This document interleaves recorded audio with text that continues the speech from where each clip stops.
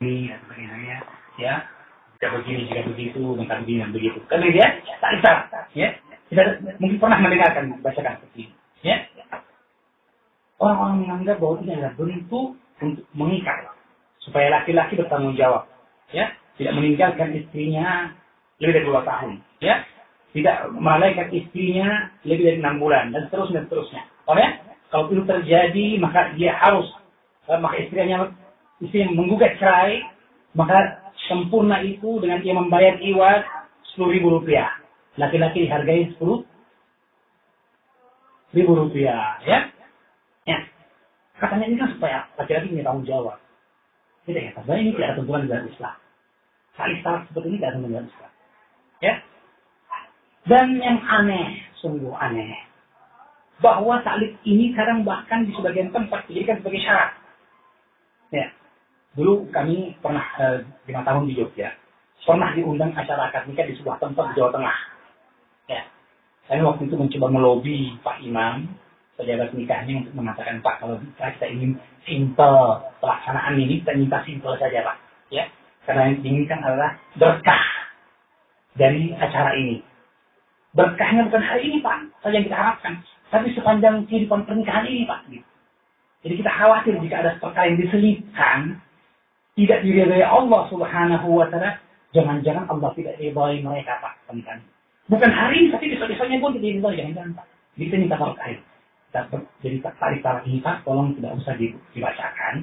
Bukan berarti kami tidak bertanggung jawab, tetapi bahwa ini tidak ada tuntunannya dalam syariat Islam. Dan alhamdulillah keluarga perempuan menerima, ya. Tapi rupanya dari pihak yang menikahkan tidak terima. Oh tidak, ini harus dibaca dan sebagainya. Tapi pihak keluarga wanita sudah menerima. Akhirnya kemudian Pak Imam justru mengucapkan ucapan yang kurang layak kepada keluarga perempuan, misalnya menakut-nakuti, nanti bapak setelah akan ini laki-laki langsung pergi, Pak, karena dia tidak punya janji sama kita, ya. Akhirnya takut sebagian saksi itu mundur, atau saya mundur, kalau kita baca paling saat saya mundur. Akhirnya kita berikan lagi dengan cara yang baik, kalau sampaikan begini-begini, akhirnya keluarga perempuan sudah menerima.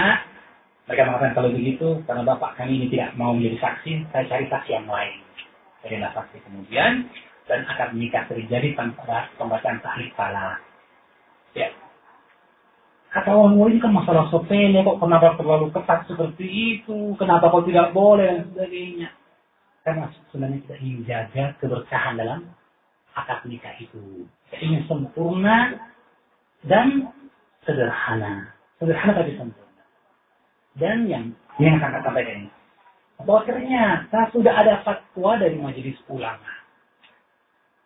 Saya kebetulan bawa bukunya ini, ya, fatwa-fatwa MUI, di mana majelis ulama Indonesia sendiri memfatwakan tidak dibutuhkannya membaca taklid talak. Itu dibuat sebelum adanya BP4, ya, lembaga yang menyelesaikan sengketa permasalahan dalam rumah tangga lewat musyawarah. Ya, setelah adanya BP4, maka taklid talak tidak perlu dibacakan. Itu lafaznya dalam fatwa MUI. Saya dapatkan buku fatwa MUI ini dengan label milik Departemen Agama, tidak diperjualbelikan. Dan sayang sekali, 90% akad nikah yang kami hadiri baca taklid talak. Dan beberapa tempat yang kami sampaikan, justru pejabat nikahnya kaget, kok ada begini, saya belum tahu Pak ini. Bahwa bukunya milik Departemen Agama tidak diperjualbelikan. Jadi artinya di bagian keras, TPN harusnya begitu kan begitu. Memang saya dapatkan buku ini begini ceritanya. Ada anggota dari KUA ini, ya, menjual buku-buku ini. Ya, buku banyak sekali buku makanan-makanan yang halal dan sebagainya itu buat. Nah, dikasih pergi sama teman. Saya lihat bukunya ini bagus nih. Kenapa diperjualbelikan? Mantap katanya. Bisa ambil saja deh. Ambil. Tidak boleh diperjualbelikan karena memang dari pemerintah. Jadi ya wajarlah kalau Al-Quran juga dikorupsi ya. Nah, kalau Allah memberikan petunjuk kepada mereka dan menjaga kita dari bentuk penyimpangan amin rabbal alamin. Ya. Jadi ini ada dokumennya. pernyataan bahwa tidak perlu dibaca. Tapi justru banyak dari TPN, imam nikah dan sebagainya tidak paham. Bahkan ketika kita sampaikan, mereka pasti tidak ini. Kalau ini dari komandan mereka ini. Milik Departemen Agama ini. Waliul amr kita dalam urusan agama gitu. Ya. Jadi begitu. Jelas ya? Tidak perlu tidak dibaca. Tapi kadang dibuat sakral gitu. Sampai kadang orang kalau salah baca. Sama dengan ketika nikah. Ketika kami, saya tadi simpelnya.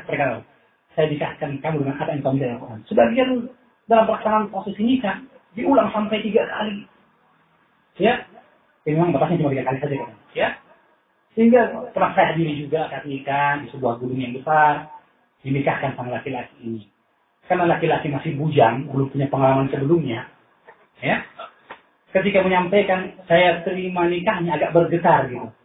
Namanya juga deg-degan ya. Dipandang mata yang begitu tajam dari orang-orang. Ya. Meskipun sambil pergi, nggak pasti tegak juga gitu. Ayo, saya terima nikahnya. Gemetar dia. Kata saya imam, gimana? Tidak sah. Ulang 3 kali. Tambah gemetar. Saudara saya terus mengikuti macam takut salah lagi kan begitu. Orang kalau takut salah saya makan pantat. Kalau dia positif, dia ini yang gembira, semangat luar biasa, menjadi 945 untuk menikah. Iya luar biasa. Tapi lagi ditemukan banyak orang, pasti gemetar juga. Maka makin gemetar dari yang tadinya. Bagaimana? Tidak sah. Yang ketiga, kira-kira lancar ini kalau tidak? Ya, tambah gemetar lagi. Mereka yang mengatakan biasa. Nah, ini kan menyulitkan gitu. Kenapa disusahkan gitu? Ya. Oh, saya nikahkan kamu dengan apa yang kau miliki dari hafalan Al-Quran. Subhanallah. Ya. Tentunya boleh juga mengucapkan, saya nikahkan kamu yang nikahkan saya terima nikahnya dengan penuh tuntunan. Tidak kabur. Tapi jangan dipersulit. Namanya orang deg-degan ini bukan hari-hari ini menikah ini. Kan? Orang menikah, orang yang sholat saja hari-hari kadang gemetar. Ya. Karena takut kepada Allah insya Allah. Ya. Ya. Apalagi menikah. Dia berusaha dalam seluruh hidupnya. Gemetar tentu saja. Justru semakin gemetar dia diulang. Maka dikasihanilah gitu. Ya, dimudahkan gitu. Ya, ini kurang lebih sama ini. Konteksnya agak beda sedikit. Dengan buku oleh Imam Ibnu Jauzi. Ya, dalam kitabnya Talbisul Iblis, tipuan-tipuan iblis. Tentang penyakit yang disebut dengan penyakit waswasah. Kalau jangan-jangan. Bukan jangan-jangan yang terbang ini. Ya. Ya, ketakutan. Kalau beribadah, tahu. Jadi orang ketika takbirnya diulang-ulang berkali-kali. Ketika wudhu dan jangan tidak sempurna. Ya. Mulai disebutkan. Yang tadi itu was-was syaitan kan. Ya. Seorang yang ketika entah dia ihram was-was harus sama dengan niatnya. Allah Akbar. Dan ulang lagi. Sampai kata beliau sampai was-was itu pada mereka. Mereka mengulang sholat, mengulang takbir. Dan ketika imam ruku, tiba-tiba mereka, Allah. Aku rupanya terlambat. Karena kalau imam sudah bangkit dari ruku, tidak dapat lagi rakaatnya. Maka adrakan ruku, maka adrakan rakaat. Ya? Maka, ini mungkin masalah khilaf dari para ulama. Ya? Tapi bahwa jumhur berpendapat, kita dapatkan imam sedang ruku, dia sempat dapatkan imam ruku, maka dia tidak perlu menambah rakaat, dia dapatkan rakaat itu. Nah, Imam Ibnu Jauzi, ya, beliau mengatakan, beliau bentuk was-was. Bagaimana seseorang merasa kurang sempurna niatnya, belum mendapatkan slagnya gitu, belum connect gitu, belum nyambung gitu, ya. Sampai ketika tiba-tiba imam ruku, nyambung. Dari mana datangnya nyambung itu? Ya, tadi juga. 1 dikulang gemetar, 2 tambah gemetar, 3 gemetar lalu, ya, gemetar dulu, gemetar lagi. Tadi kita sah. Dari mana datangnya sahnya ini? Ya? sebenarnya tidak perlu dipersulit apa yang mudah. Ya. Islam memerintahkan kita untuk memudahkan. Ya. Yang diinginkan dari suatu pernikahan adalah lestarinya rumah tangga. Ya. Berkah, rahmat yang tercurah dari Allah Subhanahu wa Ta'ala. Karena yang ini susah kita dapatkan. Taufik dari Allah Subhanahu wa Ta'ala. Kemudian setelah itu, sebab dengan mengikuti syariat Allah Subhanahu wa Ta'ala. Ya. Allah mengingatkan Nabi Muhammad sallallahu alaihi wasallam. Fabima rahmatin minallahi linta lahu. Karena rahmat dari Allah, wahai Nabi, engkau pun lembut kepada sahabatmu. Walau kunta faddan ghalidhal qalbi lam faddu min hawlik. Jika engkau keras hati, kaku, maka mereka akan lari dari sekitarmu. Allah menyebutkan dalam ayat yang lain. Lau anfaqta ma fil ardi jami'an ma allafta baina qulubihim. Seandainya engkau infakkan, engkau sedekahkan, wahai Nabi, engkau bagi-bagi apa yang ada di muka bumi ini dari harta pada mereka sekalipun, engkau tidak akan mampu mengambil hati mereka. Ma'allafta bainahum. Kau tidak akan mampu menyatukan mereka. Walakin Allah yu'allifu bainahum. Namun Allah yang melembutkan, menyatukan, menanamkan kasih sayang dan kecintaan dalam hati mereka. Nah ingat, kalau begitu, yang menanamkan kecintaan, kasih sayang, siapa? Harta? Kedudukan? Ya. Allah Subhanahu wa Ta'ala. Allah. Nah kalau begitu, jika kita inginkan kecintaan dari Allah, kita harus pula mencari ridha Allah. Kalau Allah yang sudah ridha, apapun Allah berikan kepada kita, Allah akan jaga kita dari kejelekan sebesar apapun. Jika Allah sudah ridha. Ya, lihat keridhaan kepada Allah. Ya, oleh karena itu, ya, seseorang ketika ia mengikuti apa yang diinginkan dari bentuk pernikahan dan akad nikah itu, ya, hendaknya ia memulangkan perkara itu kepada Allah dan mengharapkan semata ridha Allah Subhanahu wa Ta'ala. Dan tentu saja itu dengan mengikuti syariat Allah Subhanahu wa Ta'ala. Ya. Kita dapatkan tadi bagaimana Allah menyatukan. Ya. Dan kemudian setelah itu syariat pun mendekatkan seseorang untuk saling cinta dan kasih sayang. Dalam hadis yang sahih Abu Sa'id Al-Khudri, Rasulullah bersabda, "Ma tahabba rajulani thumma tafarraqa illa bidhanbin yuhdithu ahaduhuma." Tidaklah berkumpul dua orang saling cinta, kemudian mereka berpisah, kecuali karena dosa yang terjadi di antara mereka. Dosa dan maksiat itu memisahkan justru. Ya? Berarti taat dan patuh, syariat dan sunnah itu juga menyatukan. Ya. Allah menyebutkan bagaimana keadaan ahli kitab sebelum kita. Ya.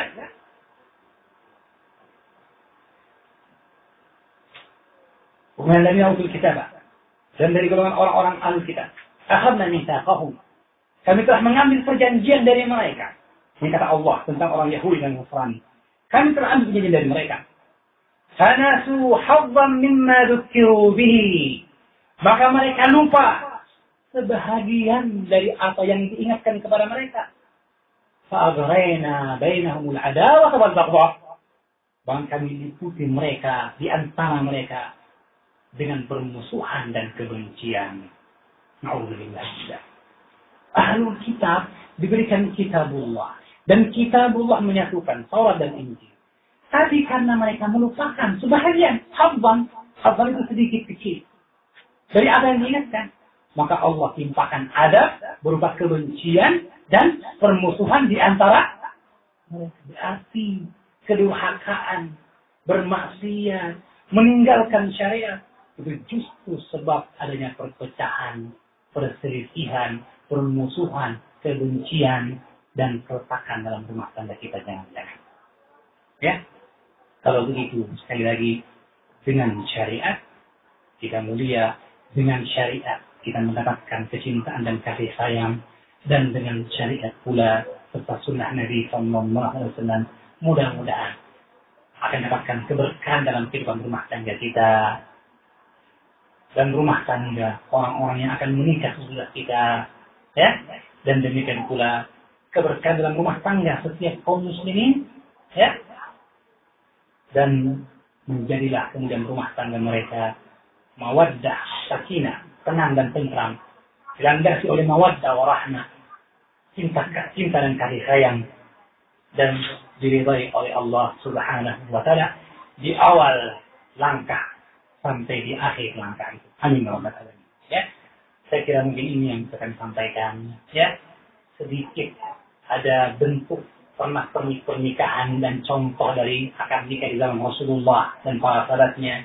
sebagai contoh bagi kita, karena memang sulit bagi kita untuk mengungkap masalah fikih munakah secara panjang lebar dalam kesempatan yang singkat ini.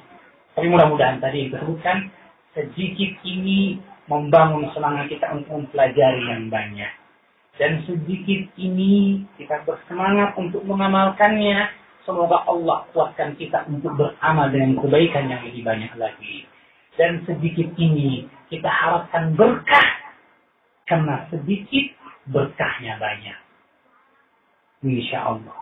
Al-hasanatu bi asyri amthaliha, satu kebaikan dengan 10 balasan kebaikan yang setimpal dengannya, atau 700 kali lipat sampai kebaikan yang tidak berhingga. Itu yang kita harapkan tentu saja.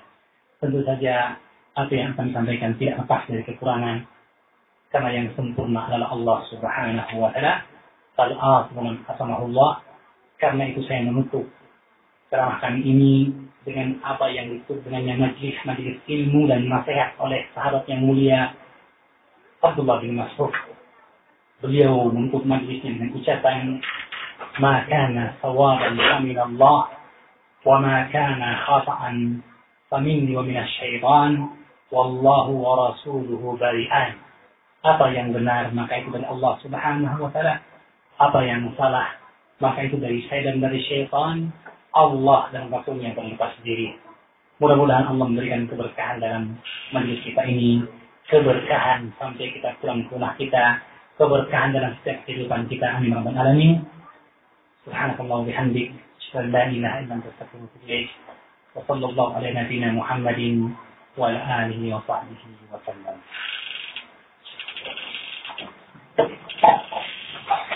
Demikianlah